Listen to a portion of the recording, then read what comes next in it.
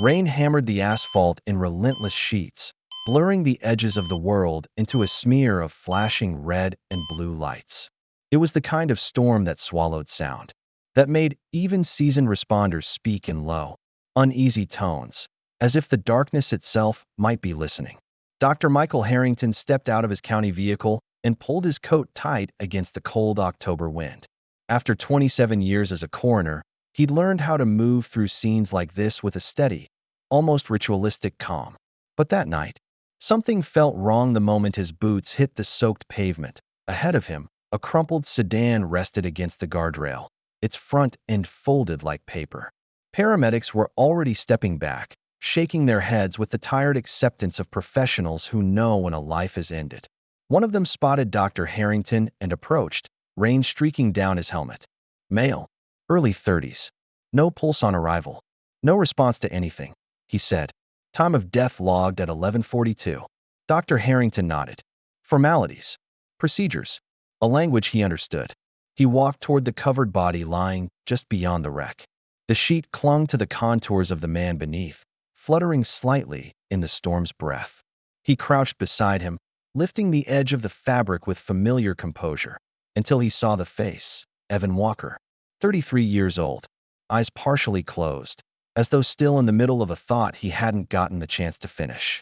No visible trauma beyond a few cuts. No catastrophic injury. Just stillness. Too still. Harrington placed 2 fingers gently at the carotid. Nothing. He knew there would be nothing. But he checked again. Rain dripped from his hair onto Evan's unmoving cheek.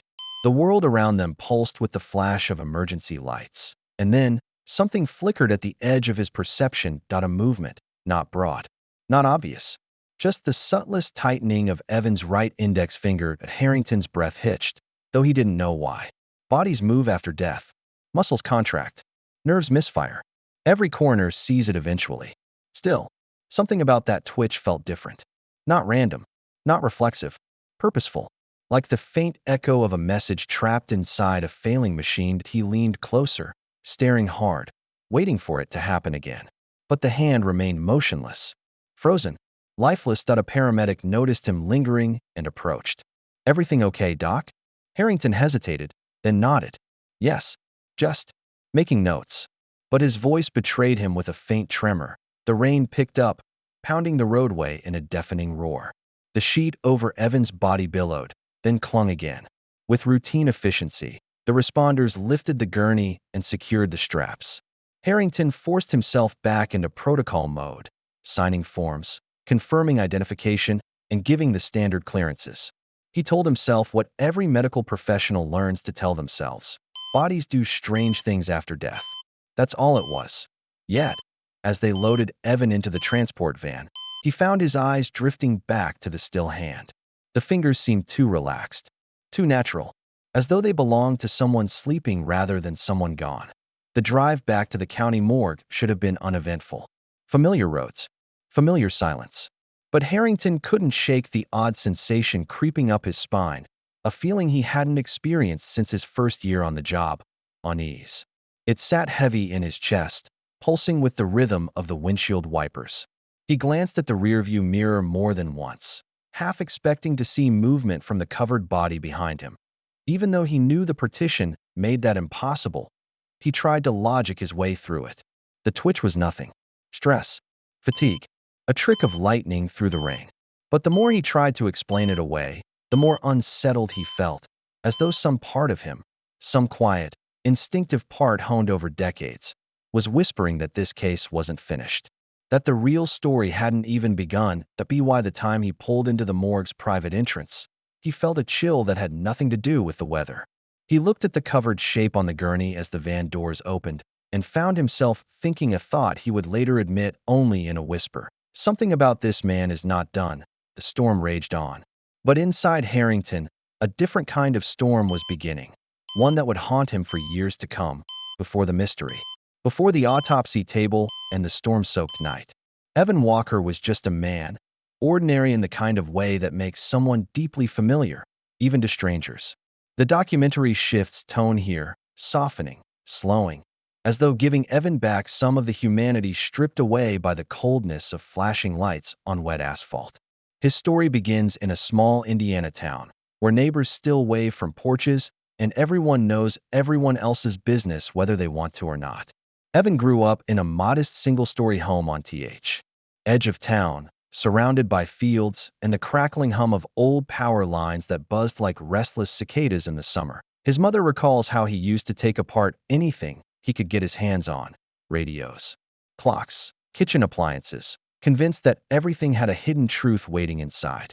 "He didn't break things," she said once, her voice trembling with the memory. "He just needed to understand them." That curiosity followed him into adulthood, guiding him into a job as an auto mechanic. He worked at a local garage, where he became known as the guy who could coax life back into engines other mechanics had given up on. Coworkers describe him as patient, steady, the kind of man who never rushed a job or raised his voice. "You could hand Evan the most hopeless mess," one colleague said. "He'd just smile and say he liked a challenge." Friends remember him as gentle, quietly funny, someone who felt deeply even though he rarely talked about himself. But beneath that calm exterior, life hadn't been easy for him in the months before the crash. He'd recently come out of a long relationship that ended on uncertain terms. No anger, no drama, just two people drifting apart until neither knew how to close the distance. He threw himself into work afterward, volunteering for double shifts, staying late at the garage even when he wasn't needed. His sister noticed he looked tired during their weekly dinners. His eyes ringed with shadows he laughed off with a shrug. "Just working too much," he'd insist. "Everything's fine." But fine rarely means fine. And those close to him began noticing subtle changes. Moments where he'd drift off mid-conversation, episodes of sudden fatigue that left him leaning against counters as though catching his breath. He always waved off concern with a tired grin. "I'm getting older," he joked at 33 that he loved late-night drives, long loops along rural backroads where he could clear his head without the noise of the world pressing in. He'd roll down the windows even in cold weather, letting the air rush through in that cleansing way only solitude can offer. For him, these drives were more than a habit. They were a kind of therapy. The night of the crash, he told a coworker he just needed a little time to think. No one pressed him. Evan was the kind of man people trusted to handle his own storms. The tragedy of his story isn't only how it ended, but how abruptly his life was severed from the ordinary rhythm he'd worked so hard to maintain. He wasn't troubled, reckless, or lost in any obvious way. He was simply a man moving through life with quiet resilience, until something, somewhere, went wrong. To be why the end of this section, we understand not the mystery of his death, but the weight of his life. And that weight makes what happened next all the more haunting. The next morning, the storm had passed, leaving behind a washed-out gray sky that hung over the county morgue like an exhausted sigh. Inside, the fluorescent lights flickered softly, humming with the low electrical buzz that filled the quiet hallways long before any human voices did. Dr. Michael Harrington arrived just after sunrise. His coffee still too hot to drink, its steam curling upward like a warning he didn't yet understand. He paused at the door to the autopsy suite, taking in a slow breath. It was a ritual he'd fallen into over the years, not out of fear, but respect. Every examination, no matter how routine, marked the end of someone's story. And sometimes, without warning, the beginning of his own unanswered questions. Evan Walker's body lay beneath a crisp white sheet, awaiting the process that would, in theory, reveal the truth about his final moments. Harrington reviewed the scene reports one more time. Single vehicle collision, minimal exterior trauma, unexpected loss of consciousness before impact. Nothing about the case suggested anything unusual, yet the memory of the finger twitch haunted him with an insistence he tried to push aside. He pressed record on the autopsy microphone, his voice steady but quieter than usual.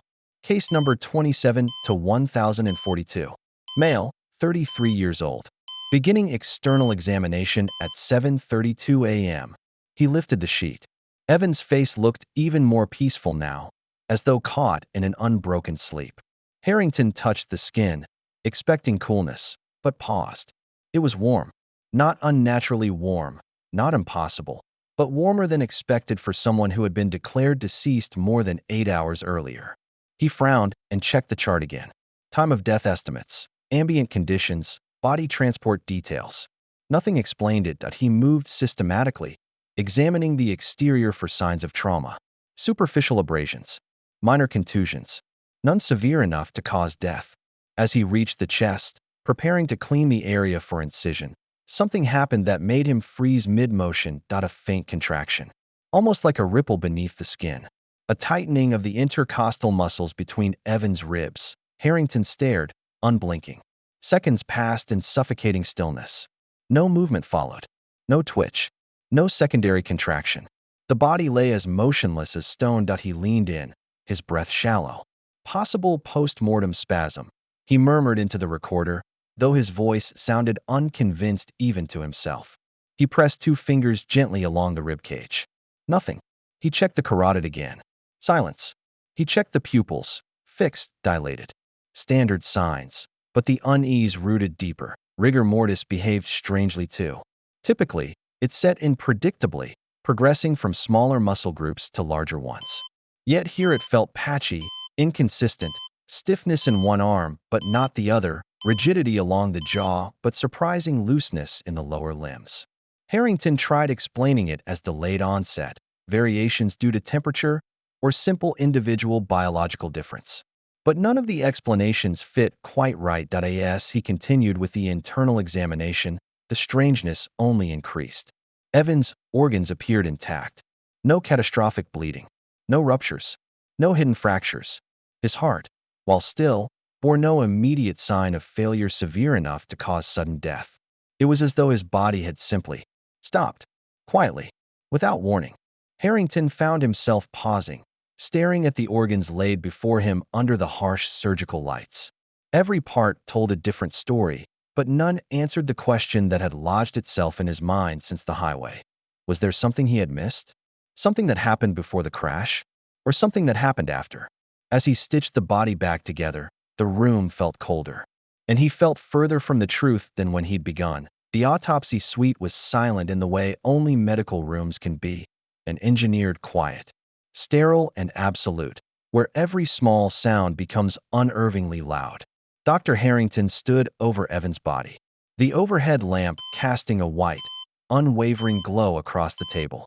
He told himself the worst was behind him, that the morning's strange observations were nothing more than physiological coincidences, the kind any experienced coroner learns to accept. But something still felt off, a subtle tension in the air, as if the room were holding its breath. Out of habit more than necessity, he clicked a small pen light on and moved closer to Evan's face. He knew this was pointless. Neurological checks meant nothing now, but something inside him insisted on going through the motions. He lifted one eyelid and shined the light across the pupil. For a moment, he thought his eyes were playing tricks on him. The pupil looked different, not reacting, of course not, but somehow changed, as if the edges shifted ever so slightly, like the faintest attempt at constriction that never fully formed. He blinked, leaned back, then checked again. This time, nothing. Just the fixed, unresponsive stare of a lifeless eye. Still, a thread of unease tugged at him. He recorded the measurement on his clipboard, then frowned and remeasured. Same numbers, yet something didn't feel identical. He scratched through the note, rewrote it, then scratched through that one too. His pen hovered above the paper as frustration crept up the back of his neck. He forced himself to take a step away, to breathe, to think clinically. Postmortem changes can be deceptive. Pupils can appear different depending on angle, lighting, fluid shifts. Rigor mortis can behave irregularly. Muscles can release. Bodies can exhale trapped air, producing sounds that mimic life. He'd lectured young medical students about all of it. The science was clear, and yet, a faint prickle traveled down his spine as he returned to the table. He inspected the limbs, searching for additional signs of movement. None. He checked the chest cavity once more. Nothing. He reminded himself that doubt was normal, that fatigue could distort perception. But as he reached for his recorder, something made him stop. That a soft sound broke the silence. Very soft. Very human. An exhale. It was so quiet he almost didn't register it.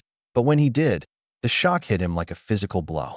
He spun around, heart thudding, eyes wide. The room was empty except for him and the body. The equipment was powered down. No ventilation shift. No falling instrument. No source that made sense. That he stared at Evan's face, waiting, hoping, even, for another sound that could anchor the moment to logic. But the body lay perfectly still, completely lifeless. Harrington sank into a chair, gripping the edges as if the room were tilting. His mind scrambled for explanations. Trapped air escaping the lungs? Possible. Terminal gasps occurring late? Extremely unlikely, but not unheard of. His own imagination twisting the silence into something else. Maybe. Or was this something he'd never encountered before? Something medicine had no name for? The thought chilled him. Because deep down, he knew the human body can mimic life even after death. But what he heard, what he felt, didn't mimic anything.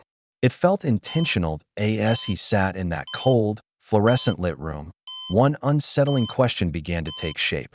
What if Evan wasn't entirely gone? In the days that followed, Dr. Harrington approached the investigation with a careful mixture of professionalism and quiet apprehension. He shared his observations with colleagues, hesitant to overstate the strangeness for fear of seeming unhinged, yet compelled to document every anomaly he had witnessed. He spoke of the warmth, the inconsistent rigor mortis, the fleeting contraction of intercostal muscles, and the impossible exhale. The initial reactions were polite but skeptical, standard responses rooted in decades of medical logic. Bodies can do strange things, one forensic pathologist told him, offering a brief nod as though that explanation should close the book. But Harrington felt that no single rationale fit what he had seen. To expand the inquiry, he enlisted specialists, a neurologist, a cardiologist, a neuropathologist, and a toxicologist. Each review began methodically. The toxicologist ran a complete panel: blood, urine, tissues, screening for prescription drugs, illicit substances, and poisons. All results were unremarkable. Evan's system was clean. Nothing could account for sudden loss of consciousness or the subtle signs Harrington had noted. The neuropathologist examined the brain tissue and noted mild cerebral edema, swelling, but nothing fatal. No hemorrhages, no lesions that could precipitate sudden collapse. The heart, scrutinized under a cardiologist's microscope, appeared structurally sound. The small traces of arrhythmia in his history were minor, insufficient to trigger the abrupt cessation of life that had occurred. Despite the clinical clarity, Harrington could feel the case resisting closure. Even as he wrote reports, noting findings, measurements, and probable cause, he sensed gaps that science could not bridge. The rhythm of Evan's dying, the pause between consciousness and finality, remained unaccounted for. Specialists offered theories: a rare cardiac arrhythmia, electrical misfiring in the brainstem, even delayed post-traumatic autonomic responses. Each was plausible, but none explained the twitch, the warmth, or the sound. It was as if some portion of Evan lingered in the space between life and death, invisible yet undeniably present. The narrative of the dying brain became central to Harrington's thoughts.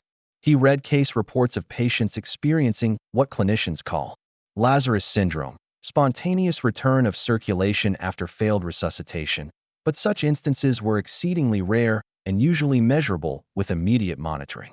Could a faint residue of consciousness persist, electrically active but undetectable? Could perception or subtle movement linger beyond the body's apparent demise?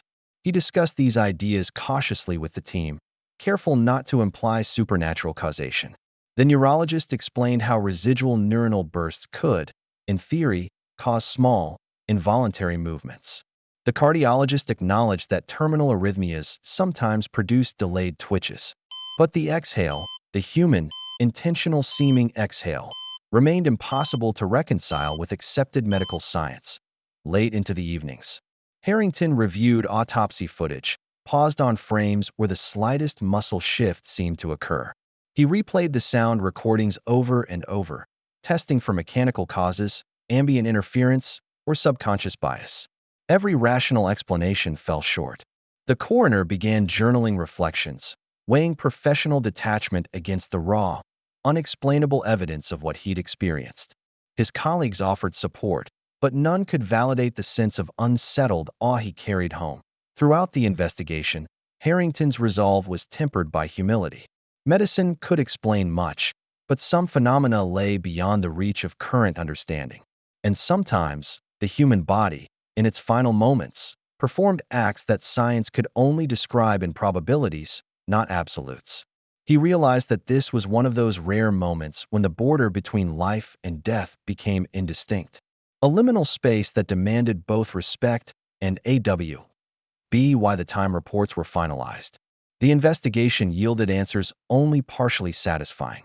There was no definitive cause of death, no singular event that could explain all observed anomalies.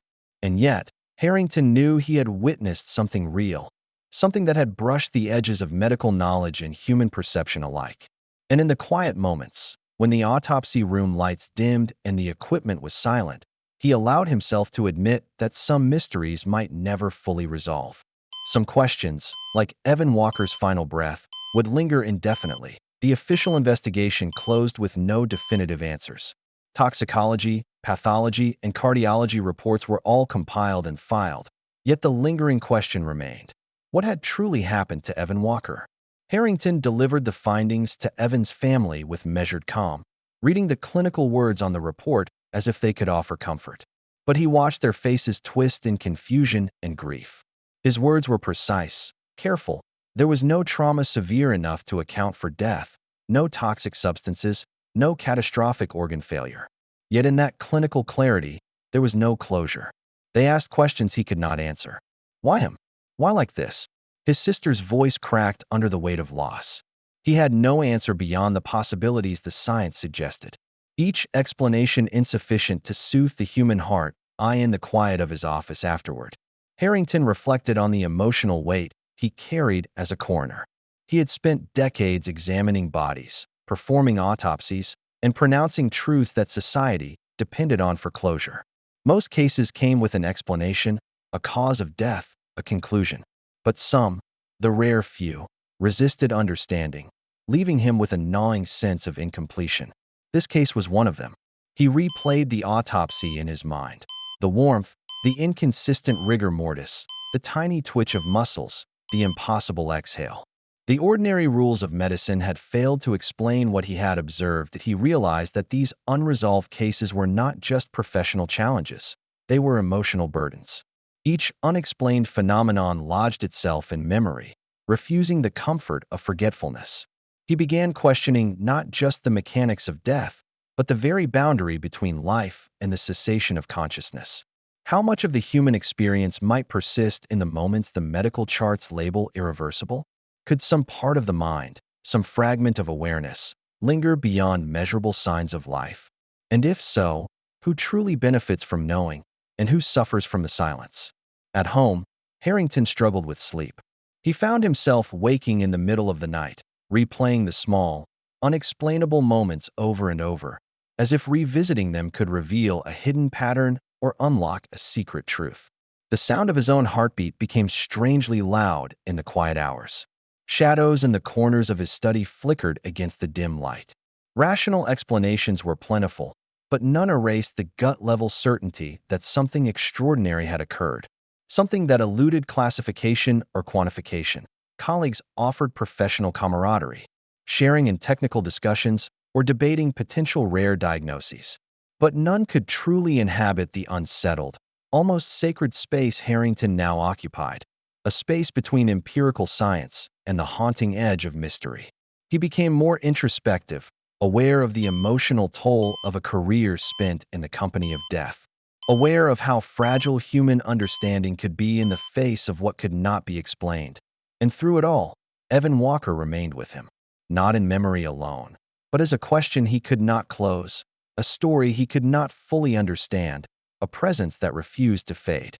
The autopsy room, once a place of professional routine, had transformed into a vessel for contemplation.